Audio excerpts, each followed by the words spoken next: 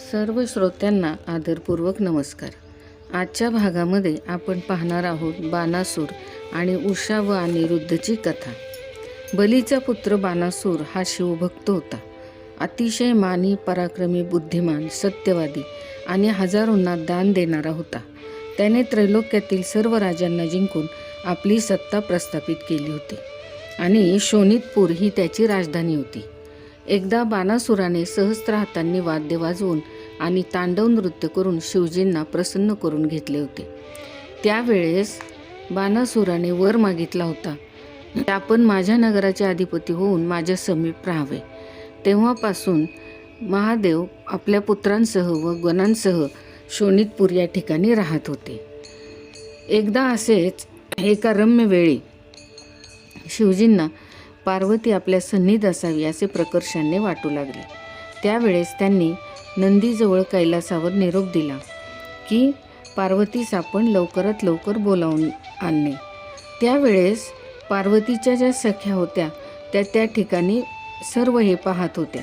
परंतु काही कारणास्तव पार्वतीला विलंब लागत आहे हे पाहून विभंडकाची मुलगी चित्रलेखा हिने पार्वतीचे रूप धारण केले आणि त्याचबरोबर बाणासुराची कन्या उषा हिने देखील योग कौशल्याने पार्वतीचे स्वरूप धारण केले.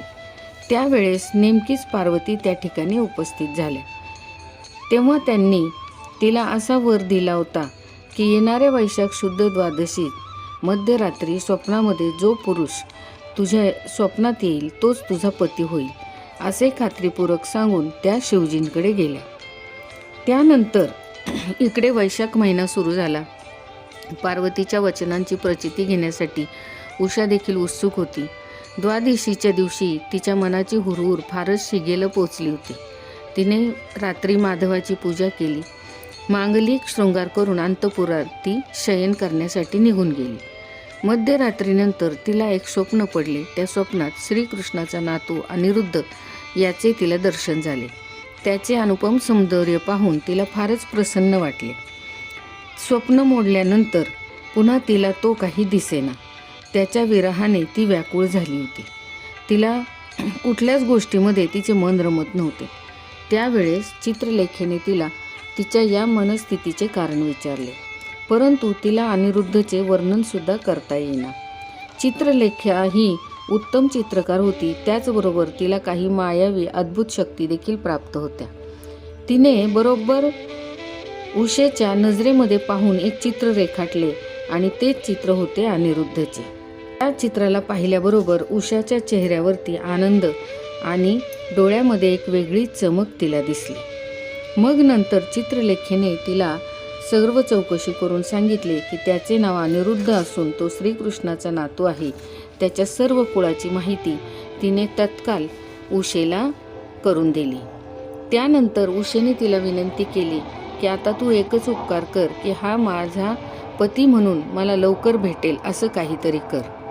उषेची त्याच्या भेटीची व्याकुळता पाहून चित्रलेखेचे मन भरून आले. ती द्वारकेला गेली आणि ज्येष्ठ कृष्ण चतुर्दशीला चित्रलेखा आकाशमार्गाने अनिरुद्धला पुन्हा उषेच्या अंतपुरात घेऊन आली आणि मंचकासहित आणलेला अनिरुद्ध उषेच्या अंतपुरात पाहिल्यानंतर मग मात्र शिपाई बाणासुराकडे गेले आणि त्यांनी सगळा घडला वृत्तांत बाणासुराला सांगितला. त्याने बाणासुराला तुरुंगामध्ये टाकले आणि त्यानंतर शिपायांनी देखील आणि मंत्र्यांनी देखील बाणासुराला सांगितले की तो श्रीकृष्णासारखाच अतिशय सामर्थ्यवान आणि शक्तिशाली आहे. कृपया आपण त्यास तुरुंगात टाकू नये.